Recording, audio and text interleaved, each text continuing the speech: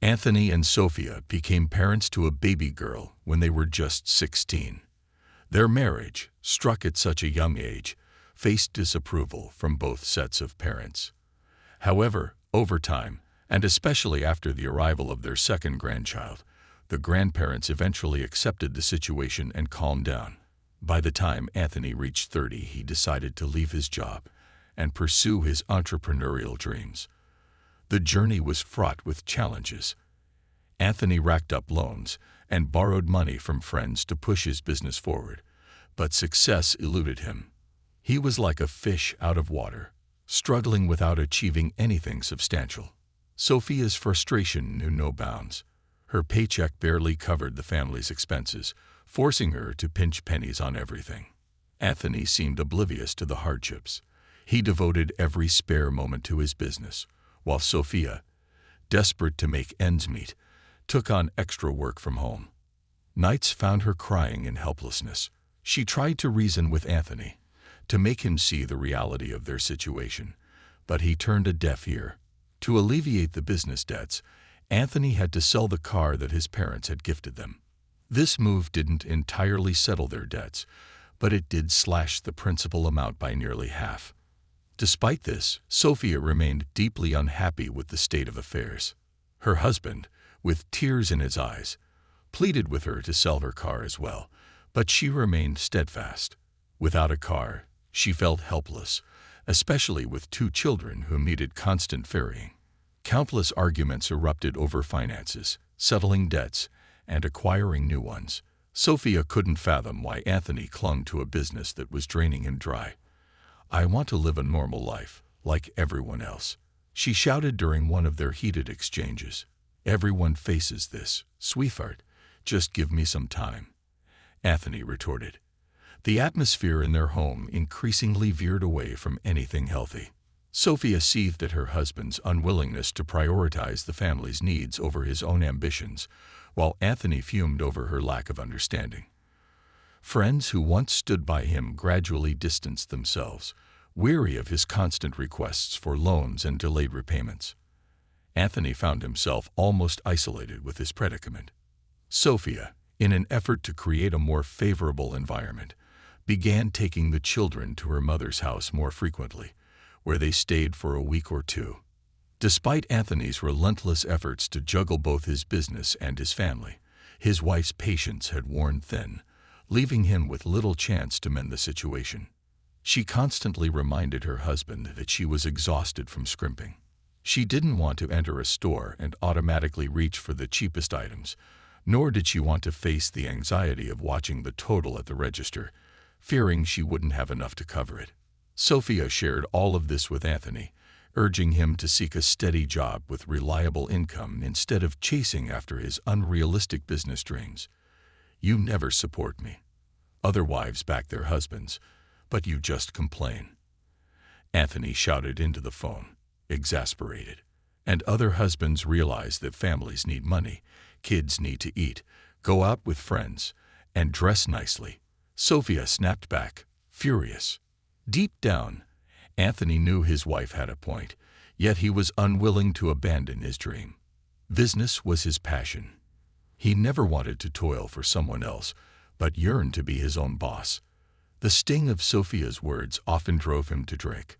While the family stayed at her mother's place, bottles of something stronger appeared more frequently on Anthony's table. Over time, their relationship became a roller coaster of reconciliations and conflicts. They lived together harmoniously at times, and then drifted apart. The children, confused by the instability, questioned their mother about the situation, but Sophia chose to remain silent, feeling it was wrong to burden them with her grievances against Anthony. Sophia felt at a loss for words. Their son cried every time they had to go to his grandmother's house, as he was deeply attached to his father and missed him terribly during their separations. Sophia's heart ached each time she saw him silently weeping in the back seat. Determined to give Anthony a chance and try to embrace his dream of becoming a businessman, she decided to do it for the sake of their children. One day, she picked him up from a meeting with suppliers. Anthony slid into the front seat and gently kissed her cheek. Sophia offered a brief smile in response. Anthony tried to make small talk, not wanting to sit in uncomfortable silence. Sophia replied half-heartedly, sometimes merely nodding or smiling. Eventually, Anthony stopped trying to converse. Suddenly, a car swerved in from the left and cut them off. Sophia slammed on the brakes, causing a pack of cigarettes to slide out from under the seat and land at Anthony's feet. He picked it up, looking at her with surprise. Sophia grew anxious and pursed her lips. "Are you smoking again?" Anthony asked. "Yes," she replied curtly. "That's an odd choice of cigarettes." "You used to prefer the lighter ones," he commented. "I bought it at the gas station. They didn't have any others." She lied seamlessly. Suddenly, she began berating the driver who had cut them off, waving her arms dramatically. She knew Anthony would figure it out soon, if he hadn't already. Anthony, of course, knew who smoked those particular cigarettes. It was the only person in his circle who did. Everyone always teased Oliver about his old-fashioned, strong cigarettes, but he insisted he had smoked them since he was 16 and would never switch. "How long have you been seeing each other?" Anthony asked quietly. Sophia gripped the steering wheel so tightly her knuckles turned white. 2 months, she confessed. Something inside Anthony snapped.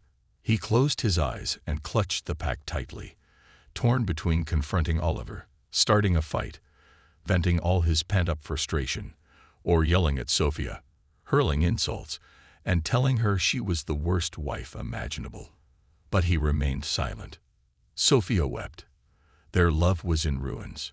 She was the first to break the silence. Sophia was surprised at herself for talking so much. She chatted incessantly, unable to stop. She swore she never meant to be unfaithful. It just sort of happened. After one more heated argument, she ran into Oliver at the mall. When he asked what was wrong, Sophia couldn't hold it in any longer and broke down, crying on his shoulder.